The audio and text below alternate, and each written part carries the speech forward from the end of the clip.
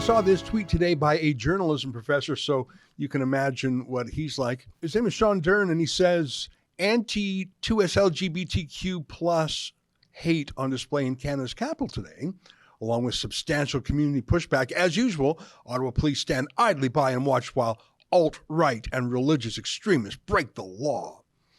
Also note, Ottawa police Twitter logo includes pride colors. Shameful!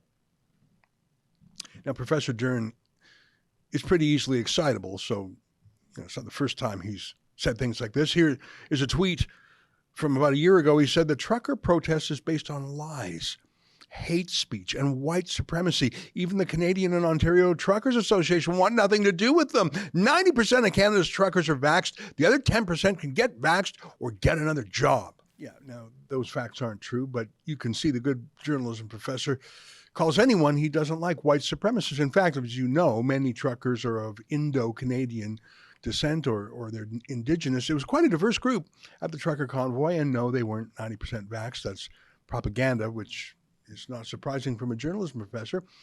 And even if they were vaxxed, the point of the trucker convoy was freedom, bodily autonomy, make your own decision. That used to be something the left cared about.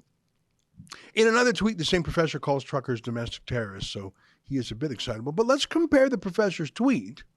And I just selected him pretty much at random from dozens of angry Ottawa leftists. Let's compare with reality. I'm going to show you a few video clips from the fracas, but I think this one is the most gripping. I mean, it really is quite startling. Here's a tweet from our friend Rupas Subramania, who was down there covering it. By the way, she did a great job covering the trucker convoy, too. She says, parents and their kids protesting and chanting, "Leave our kids alone."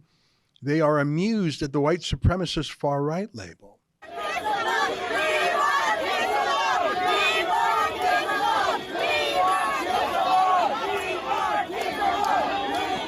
Interesting. Now, that's pretty tame, though. I want to show you a little bit more. This is also from Rupa. She says, this mother and daughter are furious that gender ideology is being taught at schools. At one point, Antifa pushed the mother to the ground. Now, that's crazy. I would like to get a video of that. I couldn't find it today. But here's the mother and daughter talking about leave our kids alone. So we are here today against this pride thing, the whole thing that is going on in school. They're teaching our children that a guy with a guy is okay and a girl with a girl is okay. It's not okay about anymore. It's about the kids. Our kids now. Our kids are learning stuff they're not supposed to be learning at this age. And they are kids. They are baby. I don't know how they let them learn this stuff. I have a brother that is in kindergarten and learning about this stuff. This is just not appropriate anymore. The one in KG2, not every day, but they have it in June 21. But this one is in grade 2, and every day they have a story and different story about the animal, first about the human being and after about the animal. And he came and he explained for me. The kids doesn't know what is mean. They came and they asked for mother, dad, like what is mean, mama, what they're doing, what's mean. So have you spoken to the teachers? Have you spoken to the school? We did, and they were like, oh, it's just one day. It's going one day. One day in June 21. After I find my brother, after I find my son, like he's going make a story every day. The teachers they're making a story every day. And me, I stop my kids. I don't want them to send them for the school anymore. So what do in the beginning of the in June the June, I leave the June for them. Let them teach the other kids if their parents they like the kids to go there and to teach them. I protect my kids. I don't want them to go anymore to school. I think this family, given their hijabs, is very socially conservative, very sexually conservative. I'm not sure if they think gay rights or gay sex is acceptable in any form. I don't know. I'm just speculating. But what they are saying is they're focused on children as young as kindergarten. You heard that, Mom. She doesn't want her kids to go to school anymore because she can't believe what is being taught as a surprise to her. All right, but look at this. It's another tweet. Young Muslim kids stomp the pride flag as their mothers cheer them on. All right, we're here currently at the protest. We got a bunch of young kids here with their Arab parents. fence, and they are stomping the pride flag here at the protest. The Arab community is sending a message, I believe, to the woke that they are not accepting of this, ladies and gentlemen. Yes. Yes. Good. Any message you'd like to send today? To just Our kids alone. leave your kids alone. What? Daddy, walk up.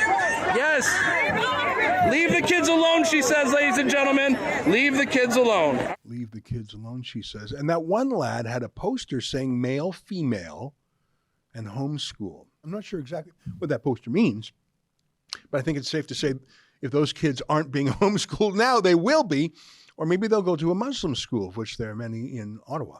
We saw a mass boycott of schools the other day in Ottawa. CTV reported that some schools had 60% of the kids kept home by their parents. That is a huge rebellion. I think most of the ethnic communities with this in mind wouldn't go to a street protest. I just don't think New Canadians are that likely to go to a protest like this today. They would just do what those kids are suggesting. They'll just pull their kids out of school, take them out for a bit, take them out forever, homeschool them, or do it in a Muslim school. Here's what the official school boards are saying.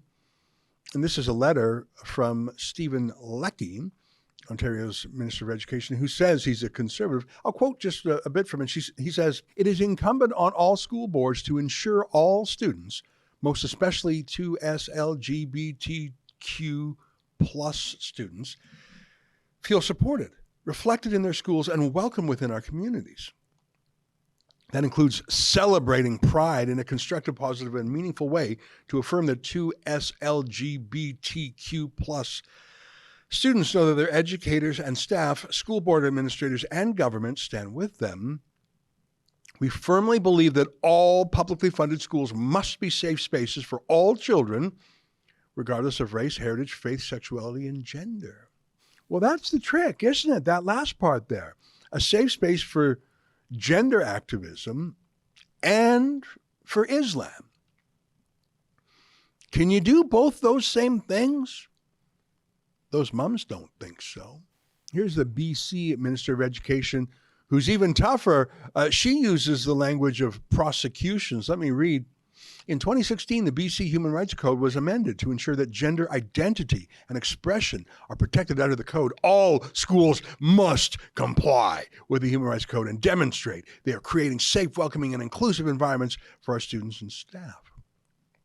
It's another way of saying, do the trans thing or be prosecuted. I mean, there's no other way to read that. I think, of course, the far bigger weapon that's used all the time, not rarely, used ubiquitously, is social pressure, cancel culture, that sort of thing. Shaming someone on Twitter, boycotting someone, telling them they're a bad person, people who don't want to be alienated from the establishment. That was a tactic used against established Canadians who cared about those sorts of things.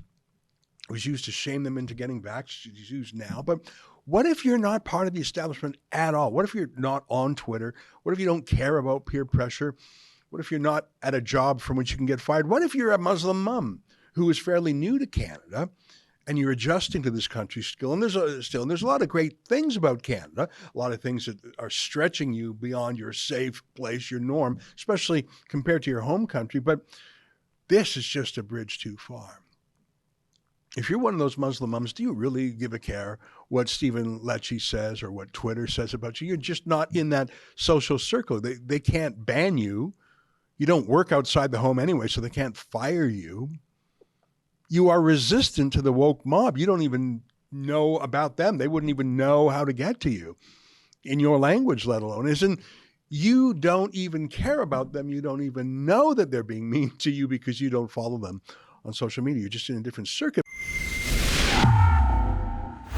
That was an excerpt from the Ezra Levant show. I'm Ezra Levant. Every weekday, I do a monologue about the topic of the day. Then I interview a fascinating guest, either in studio or via Skype. And then I read your mail, whether it's fan mail or hate mail, which is sometimes even more interesting. This is on our premium service, though, called Rebel News Plus. Go to rebelnewsplus.com. It's $8 a month or less if you buy a whole year in advance. You get my show every weeknight, plus Sheila Gunn Reid's show every week. It's called The Gun Show. It's pretty amazing. You know, we rely on you because we do not take a dime from the government. In Canada, that makes us almost unique. So please help us out and help yourself to some great journalism at rebelnewsplus.com.